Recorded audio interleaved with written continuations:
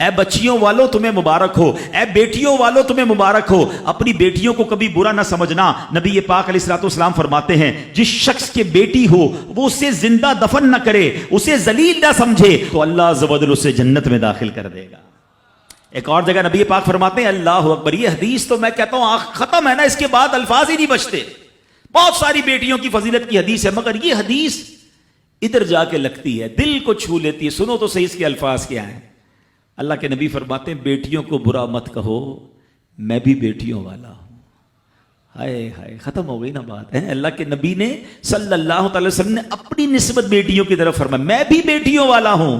بے شک بیٹیاں تو بہت محبت کرنے والیاں، غم گسار اور بہت زیادہ مہربان ہوتی ہیں۔ سنو بیٹیوں والوں اور بہنوں والوں، اللہ کے حبیب کیا فرماتے ہیں صلی اللہ تعالی علیہ وسلم، میرے نبی کا فرمان ہے کہ جس کی 3 بیٹیاں یا بہنوں کی اس طرح پرورش کرے، ان کو ادب سکھائے، ان سے مہربانی کا برتاؤ کرے، یہاں تک کہ اللہ عز و جل اسے بے نیاز کر دے، یعنی ان کا نکاح ہو جائے، تو اللہ تعالیٰ اس کے لیے جنت واجب فرما دیتا ہے۔ یہ ارشاد سن کر ایک صحابی کھڑے ہو گئے۔ صحابہ کے سوال بھی بڑے کمال کے ہوتے ہیں۔ یقین کرو ہمارے بہت سارے کام سیدھے جو ہے نا، ہمارے لیے بہت ساری آسانیاں صحابہ کے سوالات نے کر دی۔ اب ہو سکتا ہے یہاں میرا کوئی بھائی ایسا بیٹھا ہو جس کی 3 بیٹیاں نہ ہوں، وہ کہتا ہے میری تو 2 ہیں۔ صحابی نے سوال کیا حضور اگر کسی کی 2 ہوں تو اللہ، اور 2 لڑکیوں کی پرورش کرے تو ارشاد فرمایا اس کے لیے بھی یہی اجر و ثواب ہے۔ راوی فرماتے ہیں یہاں تک کہ اگر ایک بیٹی کا بھی لوگ ذکر کرتے تو نبی پاک اس کے بارے میں یہی فرماتے۔ مگر ایک روایت اور بھی موجود ہے کہ ایک صحابی نے کھڑے ہو کر کہا حضور اگر کسی کی 1 بیٹی ہو، اللہ کے نبی نے فرمایا 1 بیٹی ہو تو بھی جنت واجب ہو جاتی ہے۔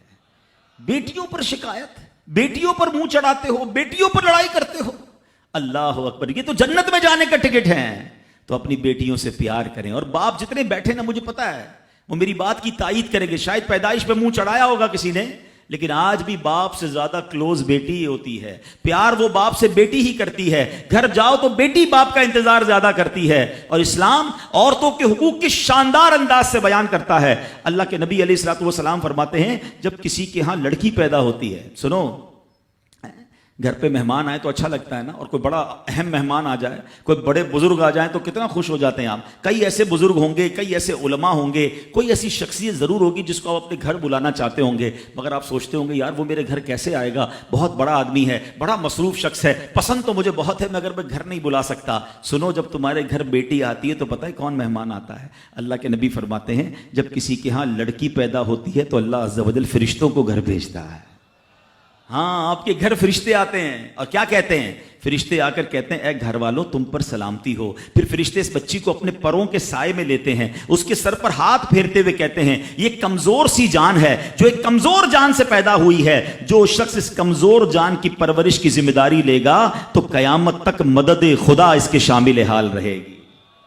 تو اب کبھی بھی بیٹیوں پر زیادتی نہیں ہونے دینی۔ ہاں، بیٹیوں کی دعائیں لو، بیٹیوں کی خدمت کرو۔ اور میں نے خود دیکھا ہے، آپ نے بھی دیکھا ہوگا، میں نے دیکھا ہے، بلکہ میں نے ایک طرح سے انٹرویو لیا ہے ایک رشتہ دار کا کہ یار آپ کی 4 بیٹیاں ہیں، 3 بیٹیاں ہیں، کہتا ہے یار جب سے بیٹیاں آئی ہیں پتہ نہیں رزق کدھر سے آ رہا ہے۔ بیٹیاں تو کیا آئی ہیں، اللہ نے رحمت کے دروازے کھول دیے ہیں، کیونکہ اس نے منہ نہیں چڑھایا۔